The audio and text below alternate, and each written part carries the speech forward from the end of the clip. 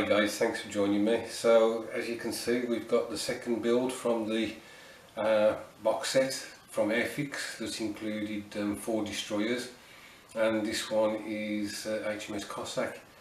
Now you may recall that I said that this kit didn't seem as finished as the others. Some of the plastic wasn't as sharp, some of the items weren't as sharp, and some of the detail wasn't as sharp. But I gotta admit, she looks quite good, finished and all painted up. I didn't use the sprue stretching technique on this to create any aerials or anything. However, I did use it to try and recreate the torpedo tubes that, if you recall, were just flat from the kit, and I just wanted some tubing to try and give at least the impression of torpedo tubes. And the sprue pulling technique obviously allows you to do that kind of thing. It's a bit more difficult because as you're pulling the sprue, it's obviously reducing in width, and you have to try and gauge where to stop in order to get the thickness that you want, and trying to do that 4 times was quite a challenge. The other thing is, of course, that the sprue widens where it is actually going back into the full sprue width, if you like, so those ends are no use to you. And of course, stretching the sprue, you get that widening at either end, so you're kind of stuck in. If you pull it too far, it's going to be too thin to be used, and if you don't pull it far enough, you're not going to have enough length to actually use because of that thickening at the ends. But I managed to do it in the end, and it was just a useful technique that I've now got under my belt in order to try and do things like that. I know that some of you guys use it for putting cables and whatever within car engines and so on. So apart from that, I don't think I did anything special to this kit. Again, the boot line there was created with once I primed the ship, I just painted that area black. There is a slight delineation on the kit. Put Tamiya tape to that thickness along the length, and then painted the light grey down to it and the red up to it, and then pulled the tape off, and you got a nice neat boot line. Looking quite a bit thicker on the Cossack than it did on Campbelltown, but that's how Airfix showed it. I just want to give you a bit of a history about Cossack, if I may. Again, quite an important ship during World War II, or at least she had quite an active role during World War II. So she's a tribal class destroyer, which is quite interesting because obviously the dedication build I'm doing for my wife is a 1/350 scale tribal class destroyer.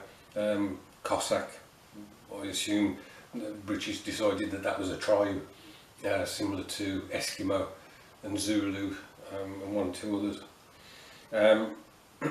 She was built for the Royal Navy between 1938 and 1939 at the Vickers Armstrong, and she was completed in June 1938.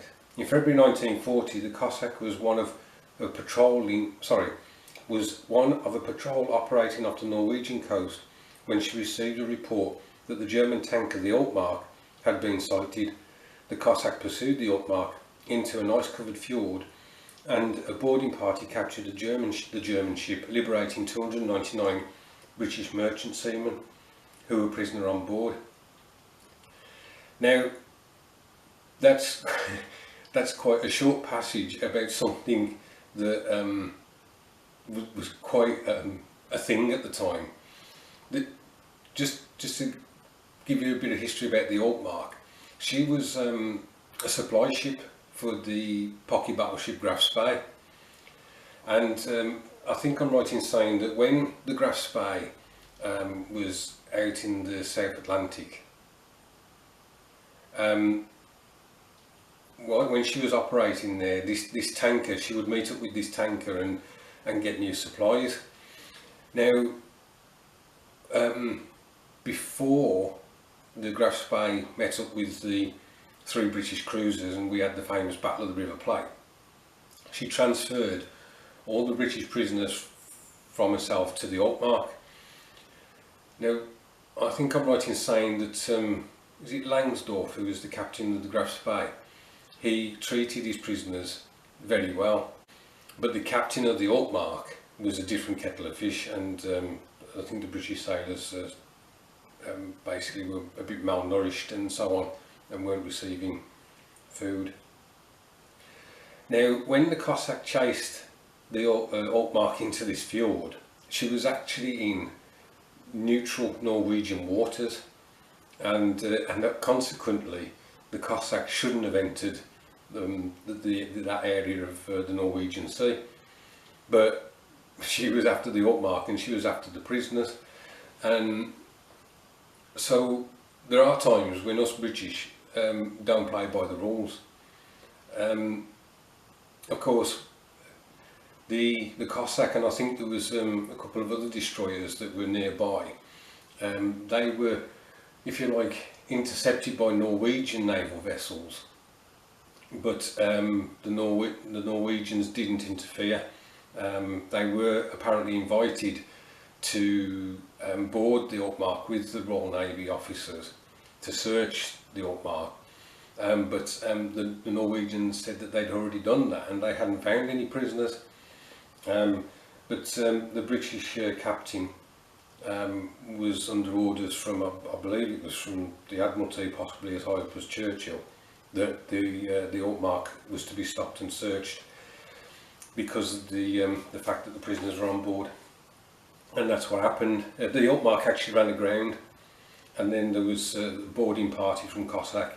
I think 5 German sailors were killed, and there were a few wounded as well, and I think a Norwegian, I don't know whether a Norwegian sailor and a British sailor were also killed, but I don't quite understand why the Norwegian sailor was on the Altmark.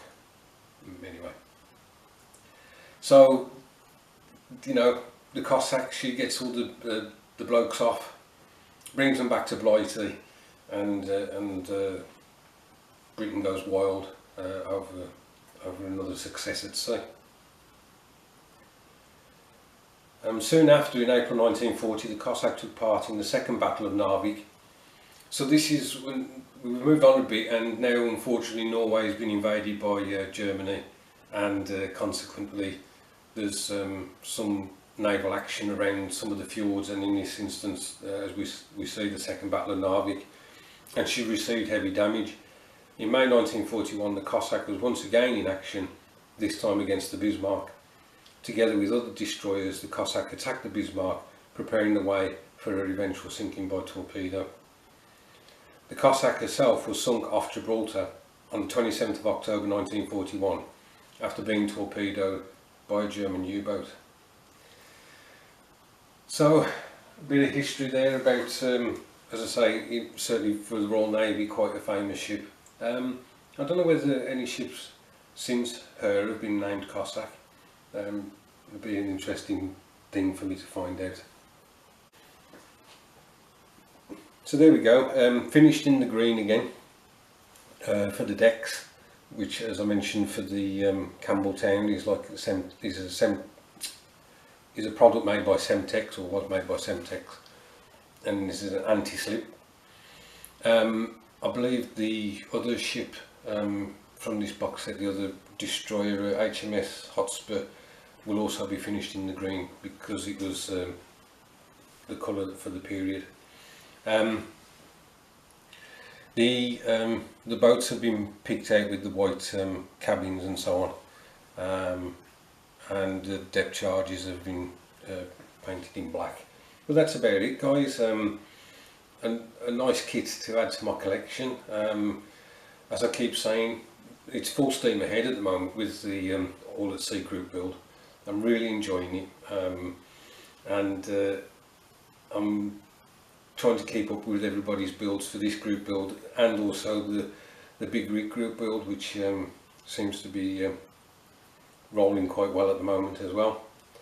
So thanks ever so much for watching, and I'll catch up with you soon.